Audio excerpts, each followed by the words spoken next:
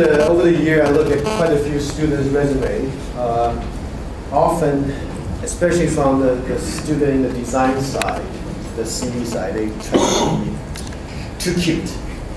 And the entry-level job, often they got 50, 100 to review. So you want to make it as straightforward as possible. Maybe you can play a little bit on the font, but if you are making it too innovative, people won't be able to find information. So you can be very innovative if you put your portfolio together. So put a link there or put a website they can find you. But your resume and cover letter need to be very precise, very succinct. Okay? So I highly recommend if you are going to have a resume, let me or let Leslie or let at least your friend or faculty take a look. A 5 minutes overview of resume will really catch some of the problems. Okay, so let's spend about a couple minutes on your final presentation. So we are going to do the final presentation during the last 2 weeks before assessment week. So during the assessment week, we won't have face-to-face meetings. So let me put up the calendar. Make sure. So the last 2 weeks, December 3rd, that week, and it's December 10th. That's the week we are going to do the final presentation. And your video is due December 8th, and we have about 10 days to calculate how many people actually watch your video. So we'll let Google to decide if you get the extra credit. So keep that in mind. Want to make it interesting. You probably want to do a little bit of marketing to make sure people find it. Professor? So any question about your final presentation? Yeah, Jim? I don't think I heard you right. Certain shows and videos will be shown, not all videos will be shown in class.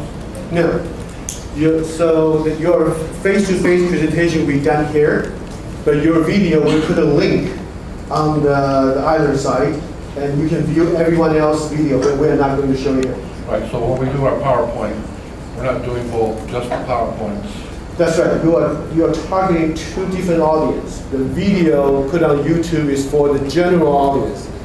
So hopefully, maybe a middle schooler can look at your video and still understand some of it. But your presentation here is for college or for more professional. So it could be more detailed, more technical. Two different audiences. Question? For the in-class presentation, are we going to be doing in order of group number? I'm sorry? Are we going to be doing the in-class presentations in the order of our group number? Wow. Or are we going to sign up? Just a sign. Okay. I'm open to that. It doesn't really matter that much. So I think maybe we'll do it the week before. We will do maybe people choose their spot. Some people want to do it earlier, just get the pain over sooner. Some people want to have more time to hopefully not procrastinate, but to refine the project.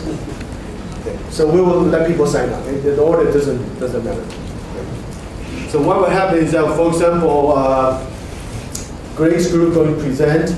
The one present before them will get a sheet to provide some evaluation. So when they finish, then they're ready to evaluate the next one. So it's a single half a page saying, is the topic clear? Is the technical detail enough? Do they engage the audience? Do they have a nice PowerPoint, a nice visual aid? So I will share that evaluation form with you the week before the presentation.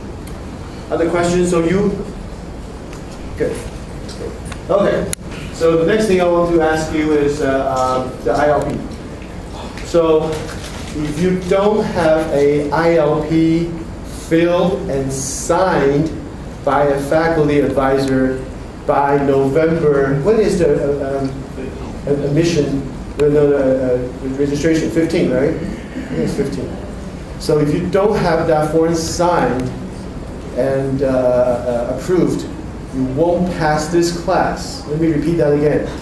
That's a crucial part. It takes 10 minutes conversation with the advisor. You can change your plan later, but you need to have that conversation.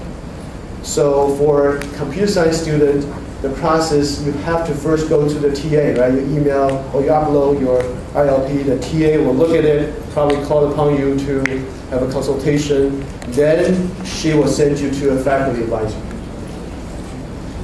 For CD, you can meet with Tammy first, or you can go directly to a faculty advisor. So CD, you have more flexibility. But the end result by November 15th, the TA and I will going to look at this site, and your ILP should be there. Let me show you. Our degrees, you click on that, and you will see a CD ILP upload. You click on that. Although I'm a faculty, so I see everyone's, but you should see your own. So what I will do is, so if you click on that, you should be able to upload a file. Okay.